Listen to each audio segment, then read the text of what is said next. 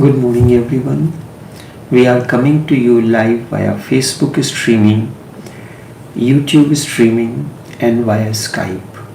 Each one of you is welcome to this live streaming from our studios in Trinidad. Each one of you, Sutras of Vigyan Bhairav Tantra, each one of you is a crowd within, but you can live here now. Each one of you is a crowd within, but you can live here now. If you look at yourself closely and minutely, you will find there are so many people as characters within you.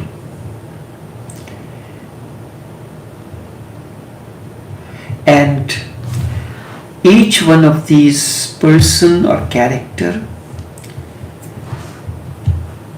plays its role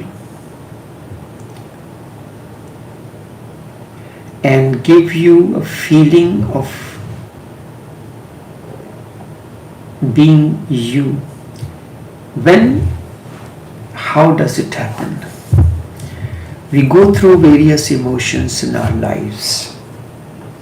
When you are angry, what happens? There is a particular type of character that dominates you. You behave in a particular manner. You are acting then. The angry character comes to manifest through you at that time. The acting begins. On the contrary, when you are loving, a different character out of that crowd comes out onto the surface to play its role.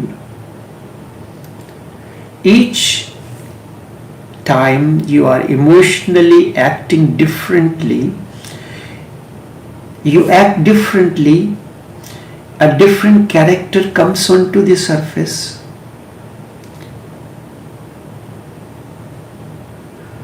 This is not only about you, it is about the others that interact with you. You are a crowd within, and for that matter, anyone else that you deal with is a character. Let us take a simple example. You are interacting with your wife or spouse. You have a large crowd within, different characters, all of them playing their roles. So too your spouse or wife is a large crowd within. So two different set of crowds. You started acting, the character within, the angry character within started doing its role. The wife or the spouse also brings out the angry character and begins to act. This is how it goes on. It starts, your character starts acting, your spouse character start acting.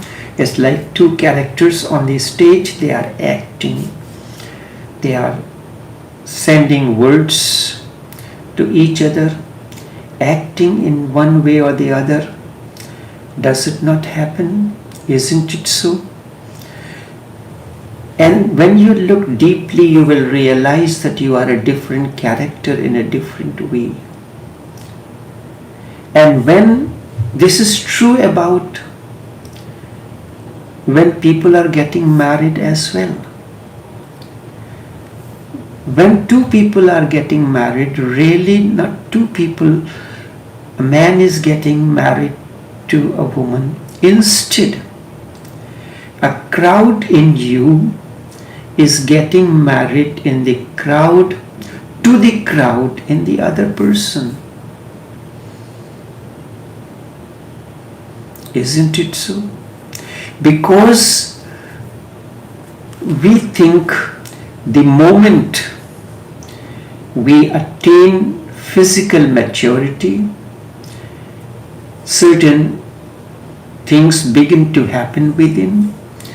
You don't need any assistance or anything. There is no way to teach you how not to be a crowd within. Simple thing is this: you are come to talk to me, you are talking to me, I say something, it triggers off, the crowd in you gets triggered off. A particular character out of your crowd within comes to act. When you are angry, the angry character out of you does the acting. And in the same way, the angry character comes to act out of the spouse or the person to whom you are interacting with. When two peoples are getting married, they are not two individuals. A man is getting married to a woman, no. A man as a crowd is getting married to a woman that is a crowd inside. Because there is no way to attain to harmony, to disperse the crowd, and then you are all alone there. No one is alone. Everyone is a large crowd within, different characters performing, and these are all your own manifestations, and we call this, I don't know why I get angry this way, why did I behave in this way, and you say that it is part of unconsciousness. Unless you realize it is you as part of the crowd acting in a particular manner, the process of transformation cannot begin. Thus, there remains a constant turmoil. We are at loggerhead. When you are loving, a different character manifests and acting is totally different. Does it not happen this way? Very rarely you will find a moment when your loving character will remain under the influence of the loving character of the other person. Otherwise, you keep on missing. Your loving character is manifesting, surfacing, but the other is worried, angry, or saddened. Does it not happen? You want to make love, but your spouse has something or the other, a crowd. I have heard about Mullah Nasruddin. He was celebrating his 25th wedding anniversary. So he wrote a letter to his wife. Dear Mrs. Nasruddin, in the past 1 year I tried to make love to you every day, but these were the excuses that you gave me. And there are 25 different excuses which are natural, and that is what happens in each one of us. I am watching a show. One excuse. Second, I am talking to my brother overseas. I have a hectic day today. I am going to put on the face mask to prepare for tomorrow. The window is open. It is too cold to undress. It is too hot to make love. So on and so forth, a list of excuses. And the last one is, that is all you can think about, nothing else.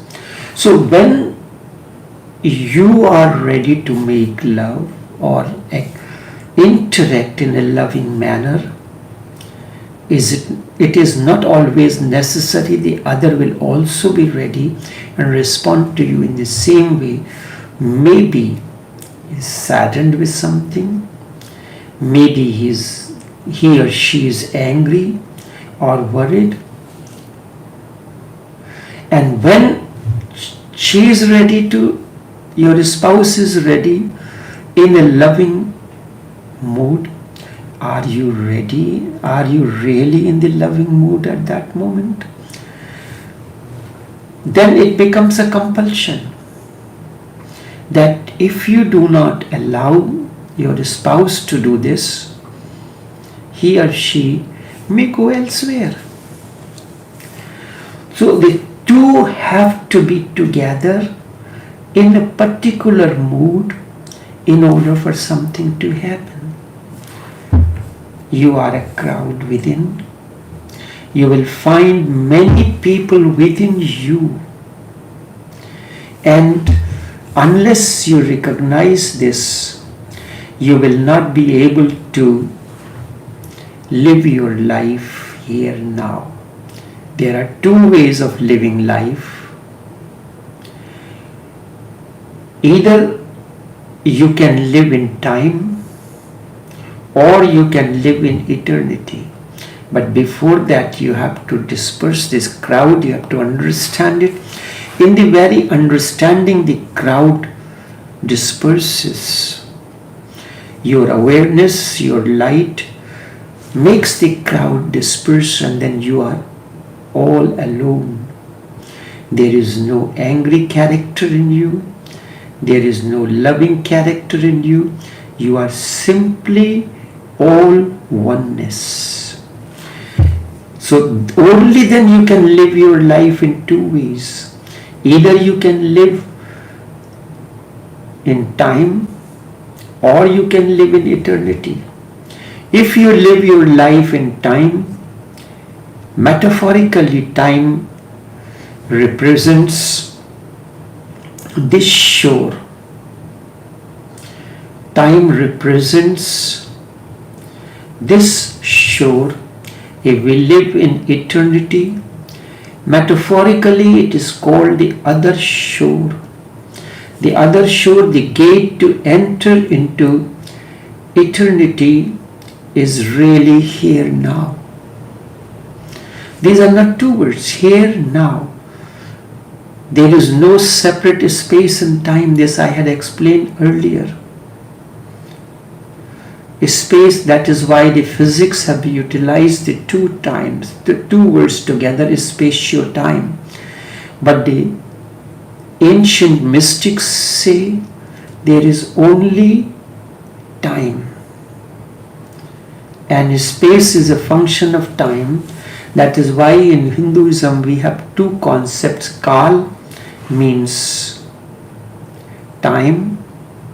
Kal also means death. And Mahakal, greater time, or greater dissolution or death.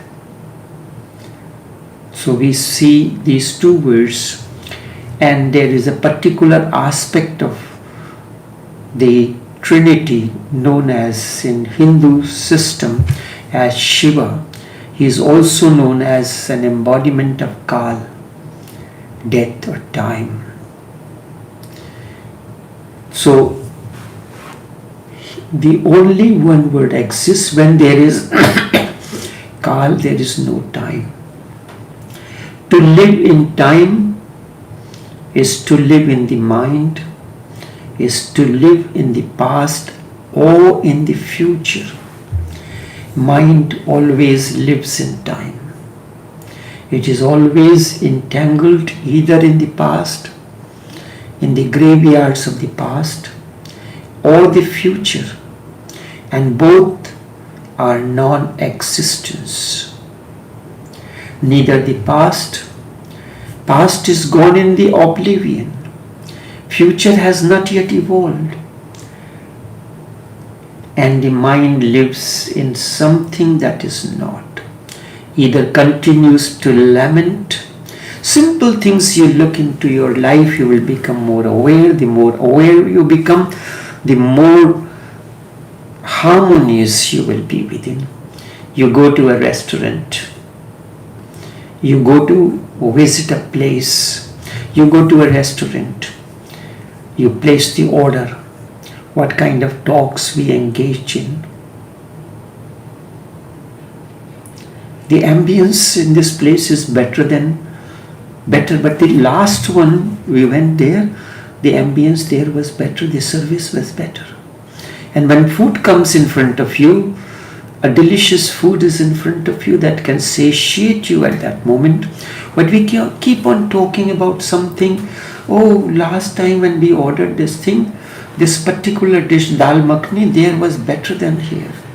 It is not looking so wholesome as it was looking in the other restaurant. So why not go in the other restaurant? Why have you come? You have spent the money and you're still talking about something which is not there. The food is in front of you that can satiate you. So at times the people get fed up of me. So in one of the posts, that was many years ago, it was being celebrated. My family, they were celebrating my birthday. So they took out the picture, and the picture, maybe because it was taken out randomly, so my face was a little different. So the daughter posted, Daddy had to stop eating in order to for us to take out the picture. That's why he is looking so vexed. This is the interpretation of the other person. If people want to engage me in the talk, I simply say, I am eating right now. When I finish, then I can talk about it. I am eating. At times when I am eating, someone comes, how is the food tasting? How is the food tasting? My answer is, you have not invited me to taste the food. I have not come here on my own to taste the food. I have come here to eat. Eating and tasting food are two different things. If I taste the food, I am a master chef trying to analyze the content into it and what particular ingredient has been added to a particular time. When you are cooking something, there we use onion, garlic and ginger.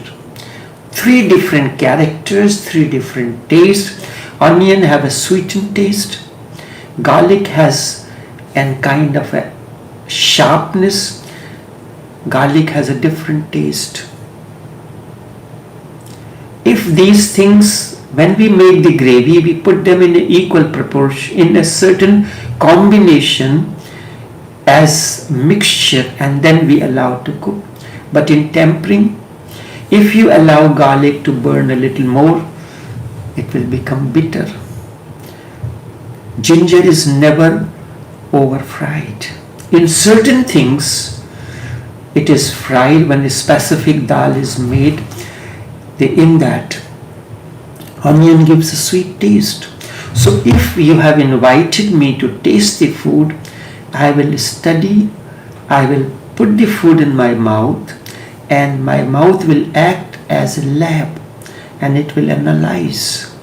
Neither you invited me for food, nor I come here to taste the food. I come here to eat the food, to entertain my guests or the family members. At the most, when they ask how is the food, it is edible. And nobody likes this word. The food is edible? Yes, it is edible. That's why I am eating it. So it's not tasting good. I did not say that it is tasting good or not. It is edible. Edible is a comprehensive word, means it is edible, it is tasting good, and it is appealing to you. That's why you are eating it. My mother used to say that something, I am eating, she used to say jokingly, I am eating money because I have spent the money, so I am eating the money. So this is how we live in time, in mind. Mind lives in something that is not. Mind's existence is very shadowy, pseudo-existence. It is just reflection in the mirror. The moon seems reflected in the lake. When the moon is reflecting in the lake, it is not moon, it is the reflection. This is how the mind is. To be here now means getting out of time. We use only one word, getting out of time, not space. The moment you are out of time, you are out of space naturally. You will have to pull yourself from the past. You will have to be out of the past. You will have to slip out of the past. How? Just like a snake slips out of his old skin. Effortlessly, the snake, if you have observed a snake changing its skin, it very easily comes out of that skin. And you will have to be very alert not to get entangled in the future, because the moment you are trying to come out of the past, immediately your energy pushes you into the future. Oh, next time we will go to the next restaurant. Somebody had told me the other new restaurant is open and that is very good. So we will go there. So immediately, if you are not alert, it will immediately, either the people around you or your own mind will thrust you into the future.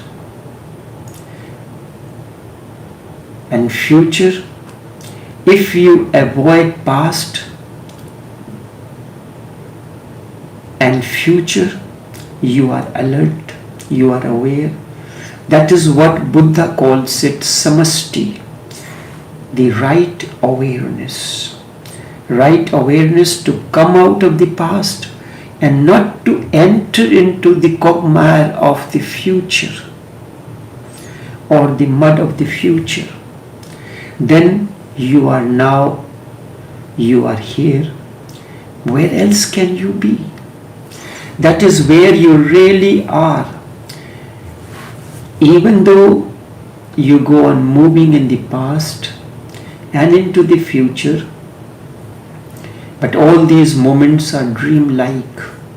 You fall asleep, you remain in the room, but in your dream, being in the past is like remaining in your room, locked up, and you are dreaming.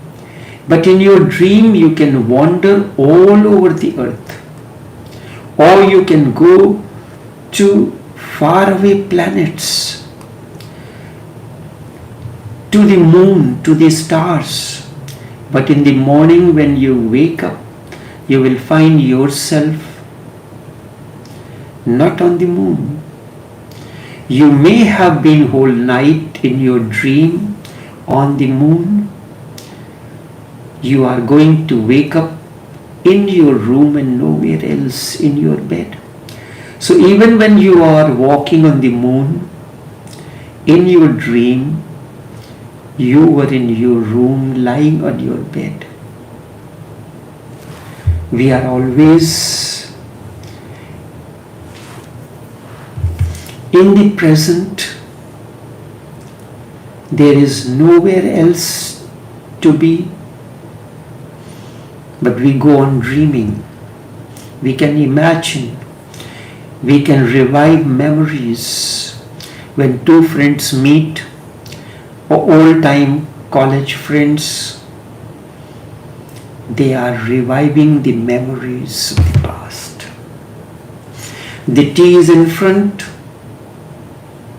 the snacks are in front getting cold, but we are reviving the memory and we consider it the way of interaction.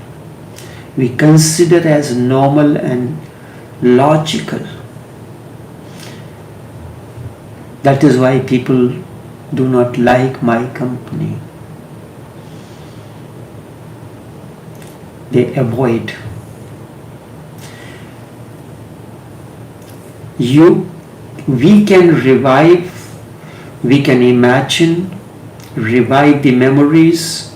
You can project in the future great illusions, but still We are here now, but the mind is elsewhere. The day, the moment you become aware that you are here now, sitting down in your room, sitting down in the restaurant with the food in the platter in front of you, you cannot be anywhere else.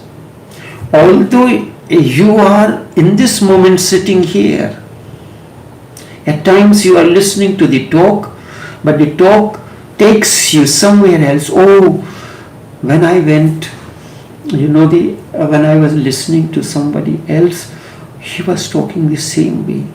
Or sometimes people, they ask me the question, but they show their wisdom and write on the comment, yes, it is so in this particular session, I know it. If you know it, then why are you wasting your time behind me? But I am not wasting my time. I know you are only intellectually interested, not existentially interested in what I am talking about.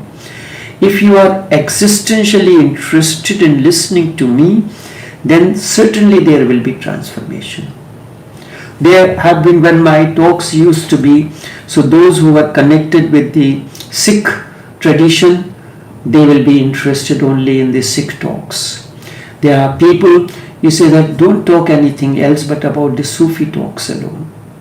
So they participate in the Sufi talks. There are certain persons, it does not matter to them what I am talking about. It is most important to them that I am there and they are there and they are listening to me what I am talking about, irrespective of the topic. Then the process of transformation happens. When in Gurdwara they used to ask me for talks, he said, don't talk about anything else other than what it is related to the Sikh tradition. And they'll tell me don't take more than 5 minutes. So when they tell me to take more than don't take more than 10 minutes, I will finish the talk in 2 minutes. They said, you finished so quickly. I said, you gave me I don't keep the watch in front of me. There is no alarm saying that their 10 minutes are over. So I thought my 10 minutes are over, so I finished it. So you are here now, sitting down right now, you are listening to me, but your mind is wavering somewhere else, wandering in the woods of the past or the future, imagining of the future or lamenting of the past. The day, the moment you become aware that you are really here now, you cannot be anywhere else. And that's where your journey of transformation begins. You sink into the reality. You go to the depth of the reality itself. You change your gear from time to eternity. Gear is changed. Everything. The cross, in its original sense, represents time and eternity. The cross, there is a horizontal axis and there is a vertical axis. What is the difference between horizontal and vertical axis that makes a cross? The horizontal axis means that you are on the surface swimming. In swimming, you remain onto the surface. You move from position A to B, B to C, C to D. You move in distance. And vertical means you are diving. You are not diving from different locations. You are diving from one point into the river, into the ocean, wherever you want to dive into. And from A1, you go to A2, A3, A4, deeper depths, deeper depths, deeper depths. So cross, and when you are going deeper, your roots are going deeper into the earth and the branches are going up to reach the tall trees, to reach the earth.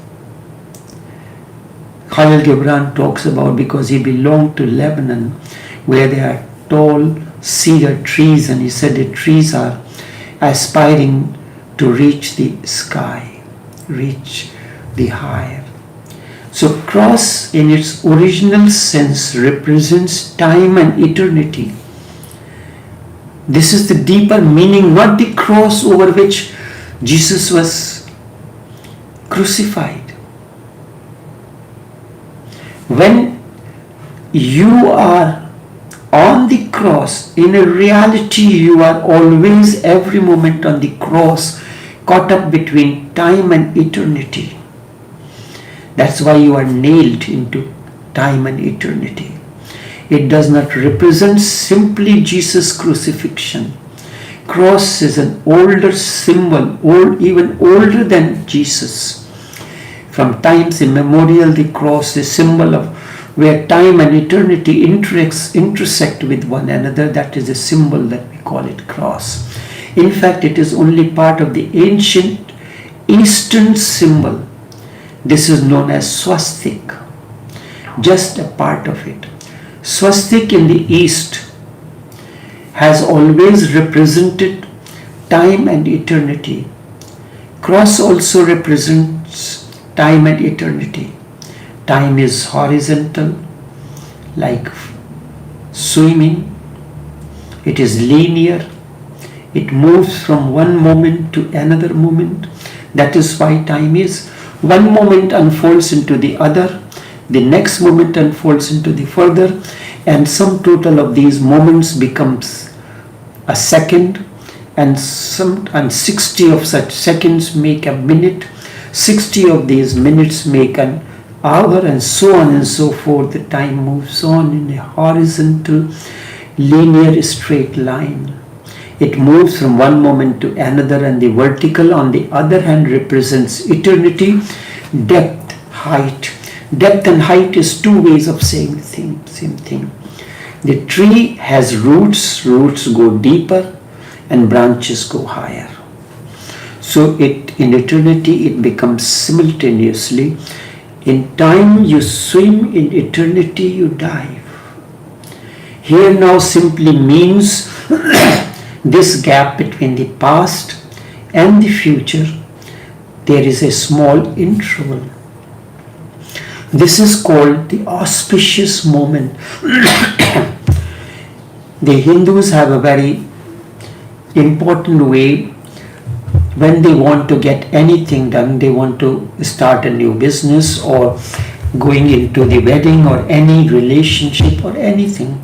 They go to the priest and ask for the muhurat. Muhurat means the auspicious occasion. So the priest looks into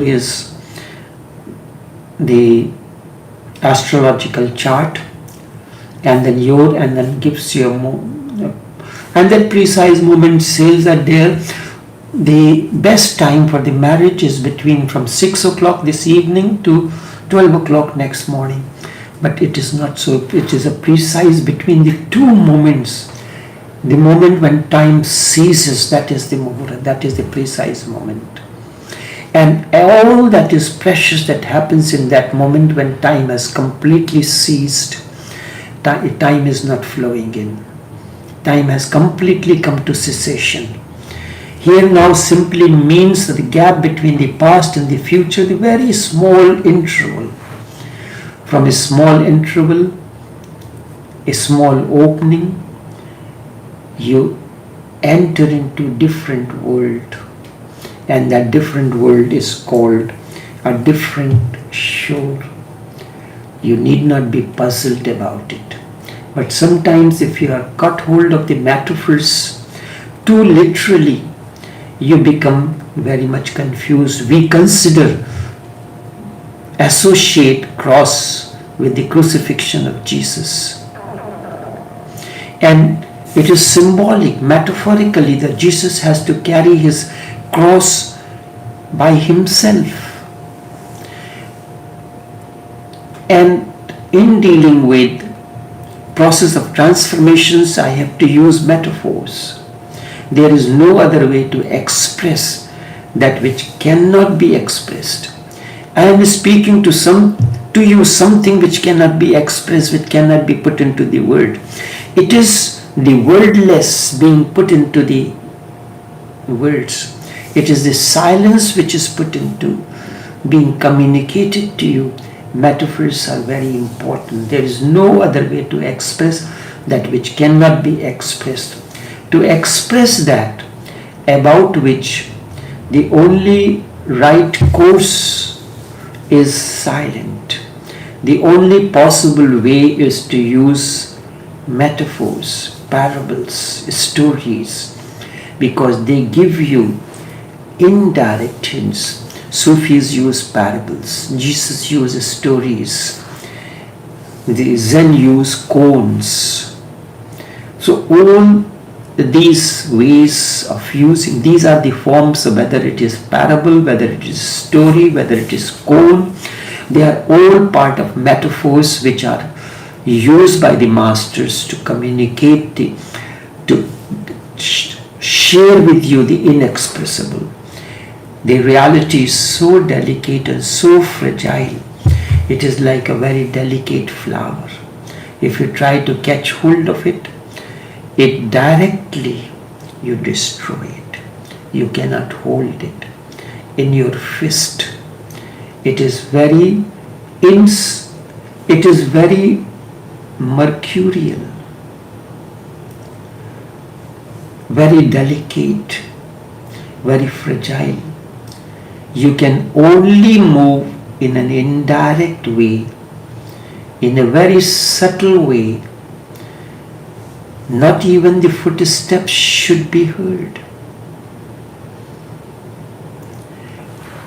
You can only hear, only whisper with reality. Women are very much used to whispering. When the two women are talking, they are almost like whispering. You cannot shout, you cannot argue. That is what a metaphor is. A dialogue which is done in whispers.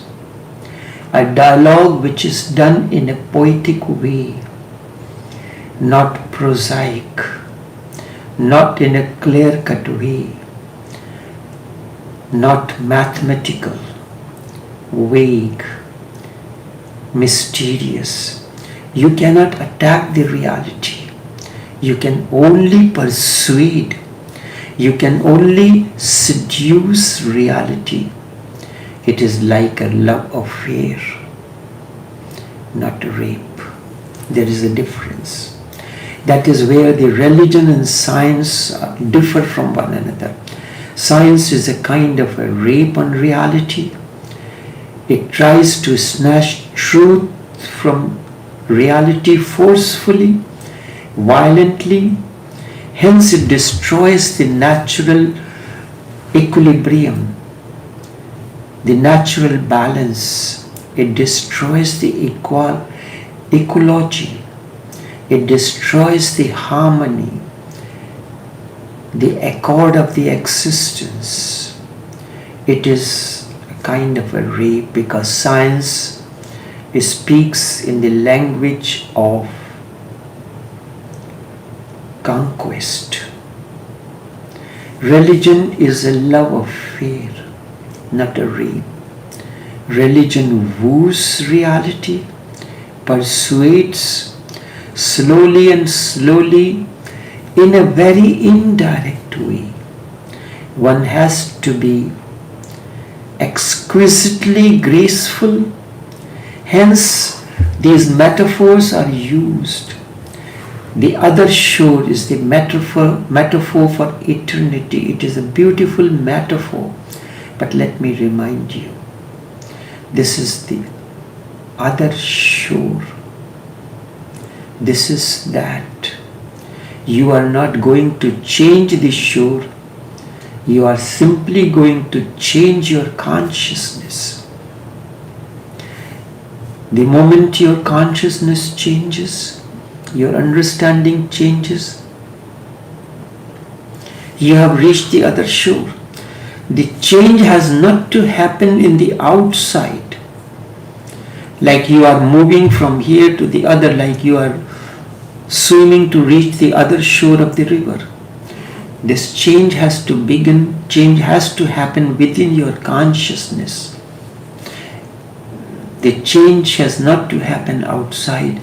Not that you have taken a boat or a ferry or a ship to reach to the other shore. That will be a change in the outer circumstances. All change has to take place within. No, you drop the mind and you become conscious. You become aware. The moment that happens, you have reached the other shore. The other shore happens because of change in your consciousness. Change your understanding. You have not moved even a single inch. You have not done anything at all. You have simply been sitting with eyes closed, and the transformation happens. You reach the other shore because your consciousness is changed. That is what Buddha was doing when he reached the other shore in Bodh Gaya. It is very significant in the life of Buddha.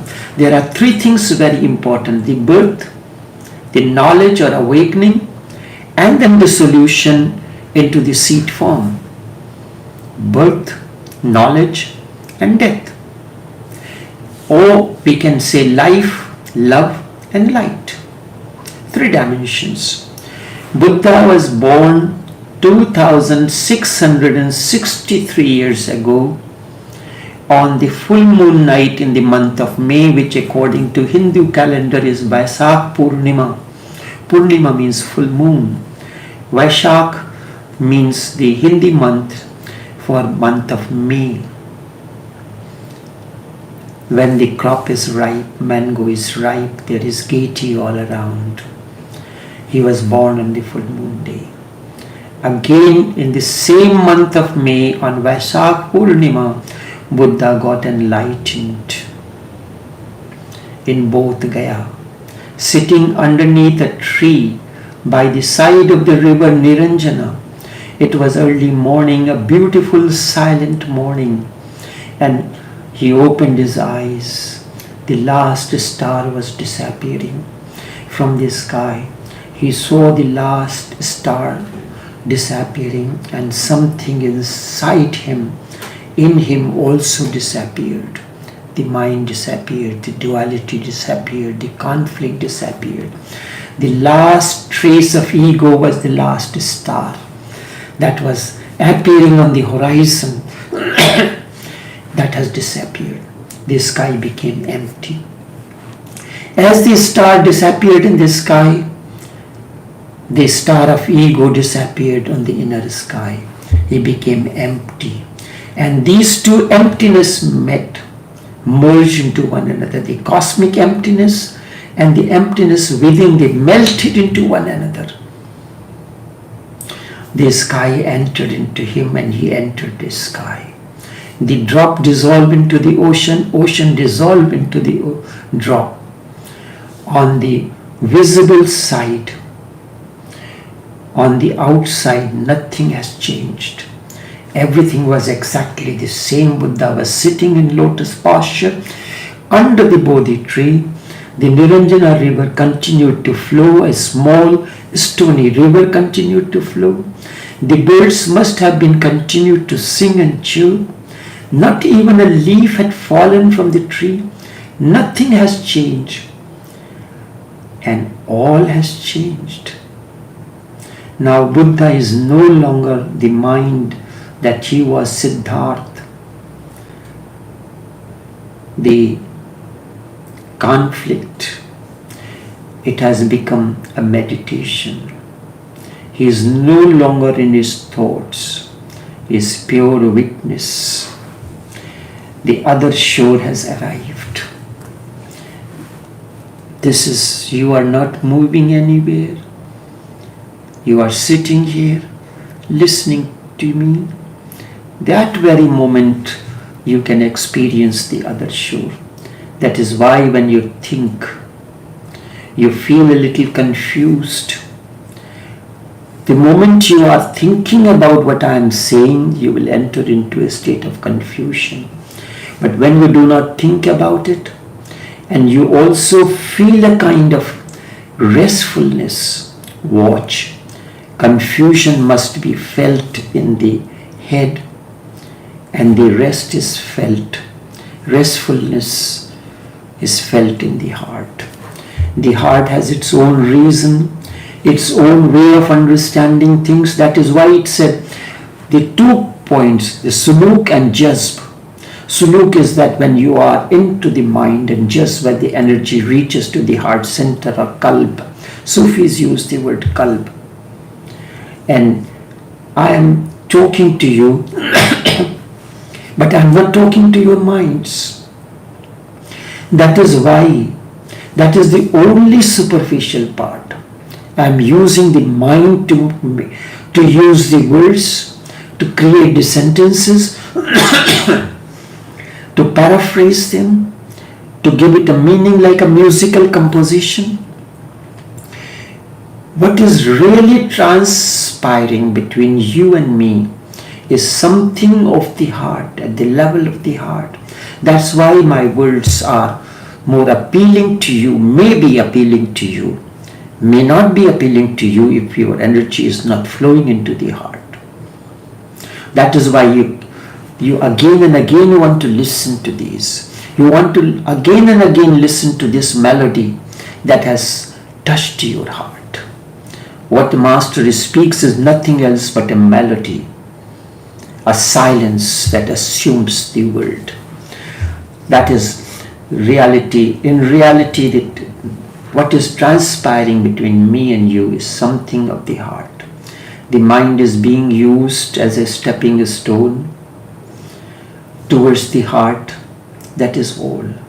I am using words as a stepping stone, as means, not as end in themselves, like the various notes, the words that I am using is sounds that reverberate in your heart, that activate, reverberate, echoes. That's why once your Master has called you lovingly, the echoes linger in your ears like the dissolving notes of an enchanting melody. It is an enchanting melody that continues to echo into your ears. That is why these two things are felt by you simultaneously, a confusion in the head and a deep rest in the heart. That always happens with everyone. I am speaking at the heart level, but you are not yet reached. The effort is to allow your energy to reach, to descend into the heart and level. So there is a confusion at times in the mind, but at the same time, amidst the confusion, there is a moment of restfulness in the heart.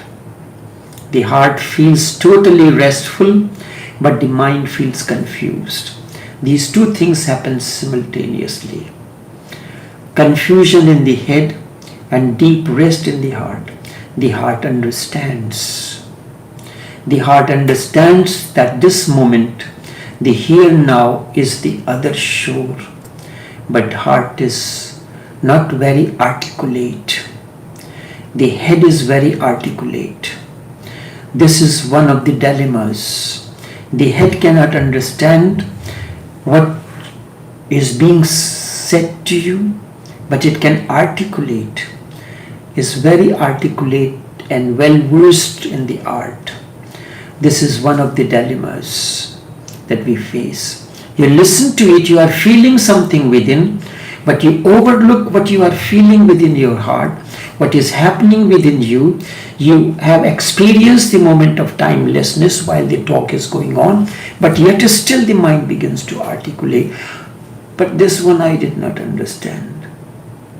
But you felt it. That feeling that enters your heart is more important. The heart can understand but cannot articulate. It understands, but its understanding remains silent. In fact, the more it understands, the more silent the heart becomes. The head understands nothing. In fact, the less it understands, the more noisy it becomes, and you keep on asking the questions. This one I don't understand. I have a certain questions. Each time when you listen to talks, more questions arise in your mind because your mind goes on articulating. You have to see this point. Use the head to reach the heart. Use the head as a stepping stone, but do not become rooted into the heart. Do not become rooted into the mind. Do not stay there. The heart is like your bedroom, where after a day's hard work, you would like to return there. And that is the moment when you can rest. You can be at ease. There is no restrictions of any kind. In your bedroom, you can stay the way you want it, comfortable. But in the head, you are never comfortable.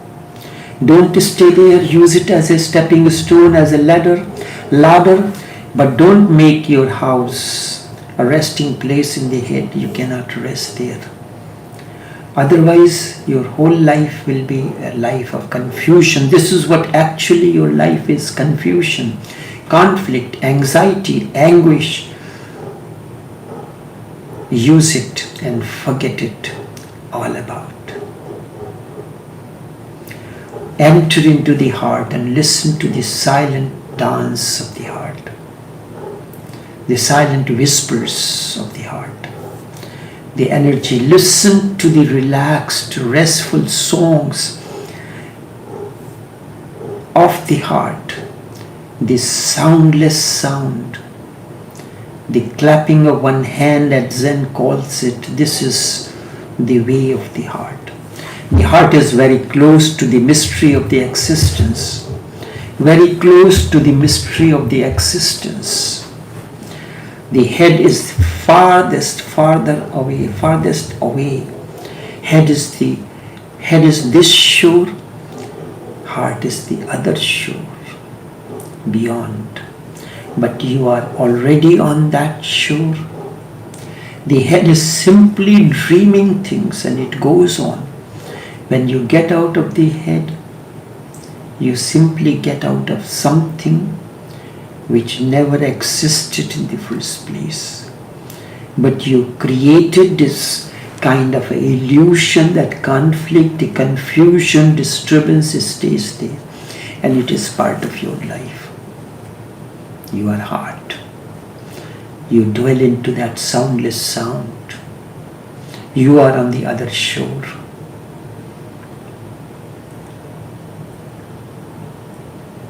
And this is the essence.